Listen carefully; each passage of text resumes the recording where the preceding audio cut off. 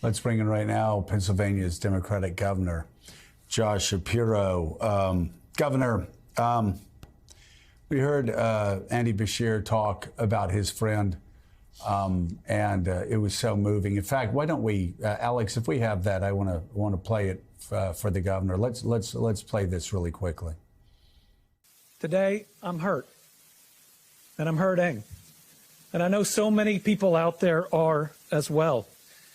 We lost 4 children of God today, one of whom was one of my closest friends. Tommy Elliott helped me build my law career, helped me become governor, gave me advice on being a good dad. He's one of the people I talk to most in the world, and very rarely were we talking about my job. He was an incredible friend. We also lost Juliana Farmer, Jim Tutt, Josh Barrick, each amazing people whose families grieve them, whose community will mourn and will miss them. These are irreplaceable, amazing individuals that a terrible act of violence tore from all of us.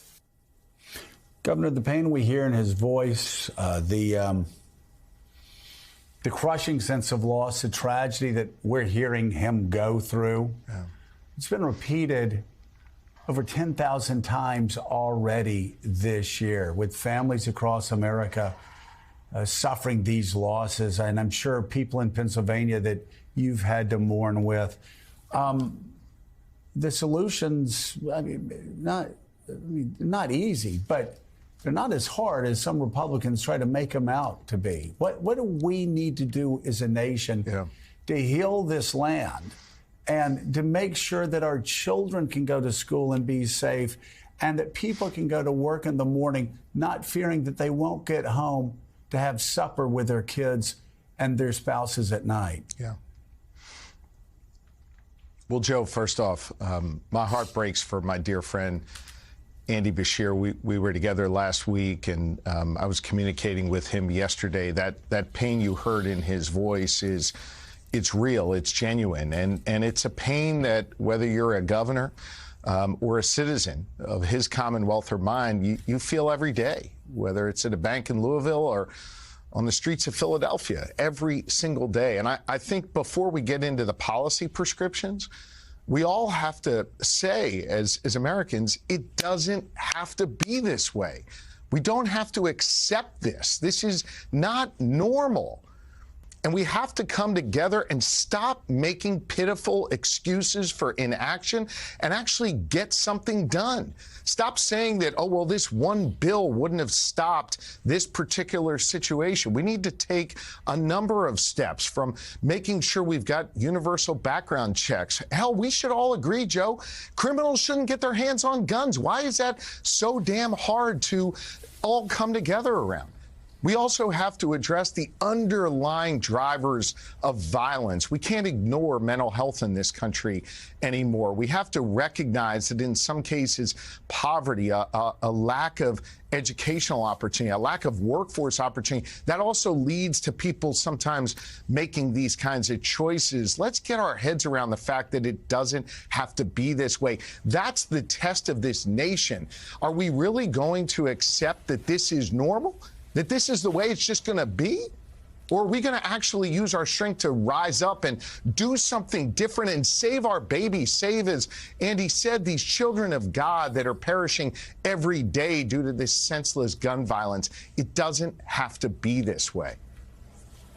There are a lot of people in this country who share your frustration, Governor. I think that's why it is front and center, maybe more than ever. And the question for you as the governor of the state of Pennsylvania is, what is still out there that can be done to tighten this up? We always hear the excuses after a shooting. Why? Well, that wouldn't have changed in this case, and that wouldn't have prevented this shooting. They don't know that necessarily.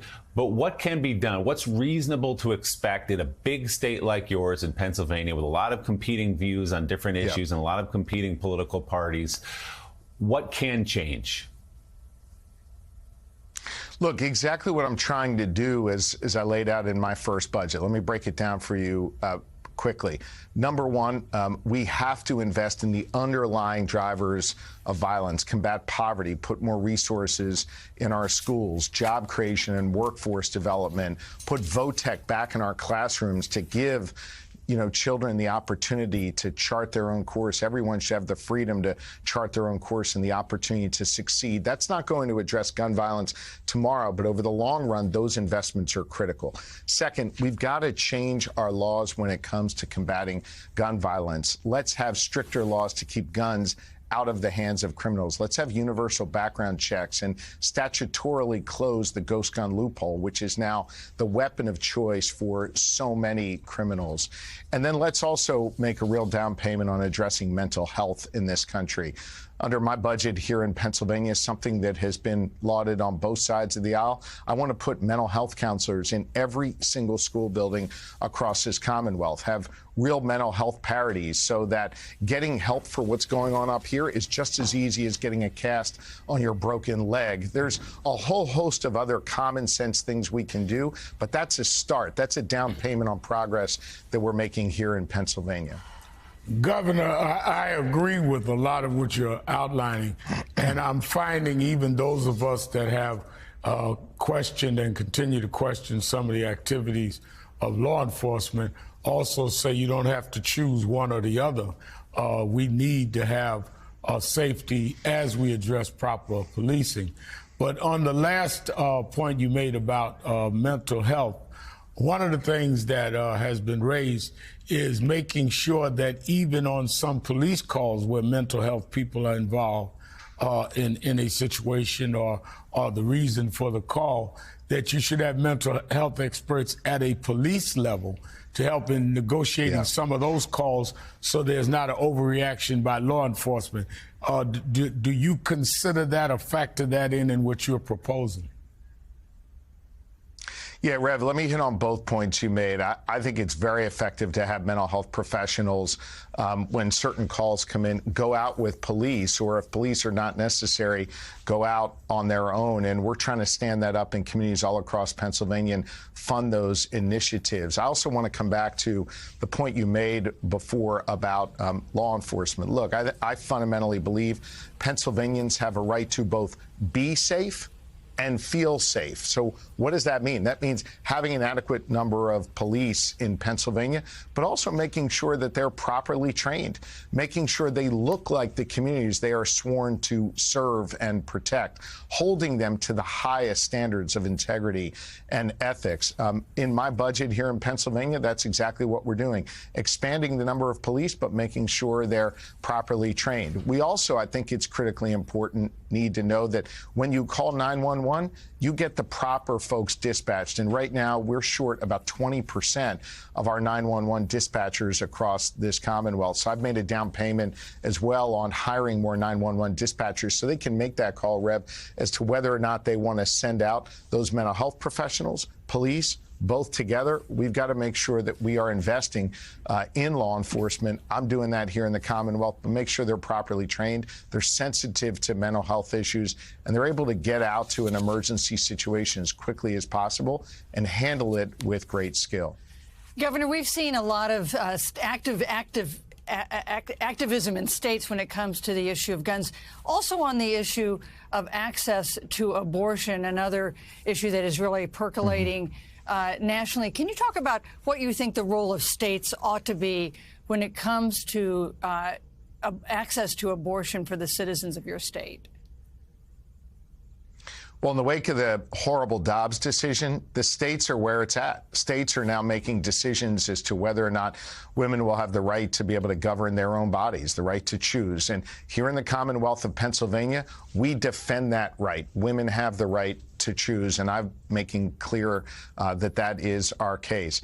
This horrible decision by this activist and really, just wrong decision by this Texas judge is not negatively impacting at this time the Commonwealth of Pennsylvania. We were actually involved in another suit in Washington state that protected access to mifepristone, medical abortion. In addition to women continuing to have access to that here in this Commonwealth. Just yesterday, I launched a website giving people access to where they can have an abortion, where they can access reproductive health care, literally down to their zip code, and also making sure they have access to funding to be able to cover the costs if they're not able to do it alone. That website's available at pa.gov/freedom to choose. It's critically important that women all across Pennsylvania have this access, and so long as I'm governor, they certainly will. The states are on the front lines. It matters who your governor is. It matters who your state lawmakers are now that the Supreme Court issued that Dobbs decision. Governor Josh Shapiro, thank you very much for coming on the show this morning. We appreciate it. Thank you. Thanks, Mika. Good to be